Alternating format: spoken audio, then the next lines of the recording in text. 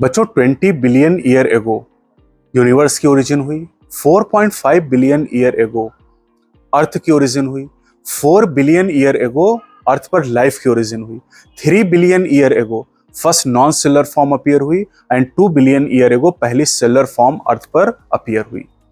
अब आज से अगर हम 500 मिलियन ईयर पहले की बात करें, 500 माया, मिलियन ईयर एगो को माया बोल सकते हो आप, तो 500 माया पहले इनवर्टिब्रेट का फॉर्मेशन हुआ।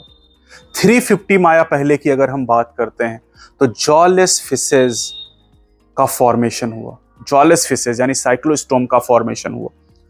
350 माया पहले की ही बात करें तो कुछ फिशेज जिनमें स्ट्रॉन्ग और स्प्राउट फिन्स थे, ये पानी से बाहर निकल के आए और फिर पानी के अंदर चले गए। 320 माया की बात करें तो सीवीड और फर्न अपीयर हुए। और अगर हम बात करते हैं फिशेस की, तो फिशेस से एम्फीबियन का एवोल्यूशन हुआ। एम्फीबियन से रेप्टाइल का विकास हुआ। रेप्टाइल से बर्ड और मैमल का विकास हुआ। जो रेप्टाइल है, इन्होंने करीब 200 मिलियन साल तक धरती पर राज किया। और सबसे बड़े जो रेप्टाइल थे वो थे डायनासोर्स। डायनासोर्स में भी सबसे जो बिगेस्ट डायनासोर था वो था टायरानोसोरस रेक्स, जिसकी हाइट 20 फीट थी। इसके ह्यूज डैगर लाइक टीथ थे। 65 मिलियन ईयर एगो अचानक डायनासोर धरती से एक्सटिंक्ट हो गए। कोई सही कारण नहीं जानता क्यों खत्म हुए।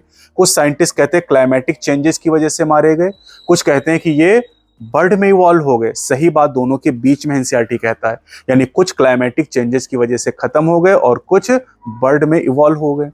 जब डायनासोर्स या रेप्टाइल कम हुए तो फिर मैमल का धरती पर राज हो गया। पहले जो मैमल थे वो श्रीव्स लाइक थे, इनके फॉसिल भी छोटे छोटे थे और तब से लेके आज तक मैमल का ही राज है यहाँ पर। अब यहाँ पर कॉन्टिनेंटल ड्रिफ्ट के बारे में बताया गया।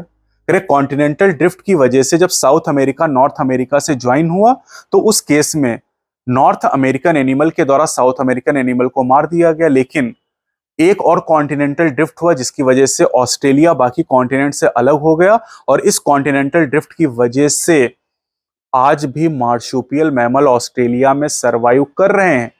हॉर्स, डॉग, एलिफेंट, इनके इवोल्यूशन की अपनी कहानियां हैं, लेकिन सबसे सफल कहानी ह्यूमन की, हमारी कहानी सबसे सफल है due to self consciousness and language skills.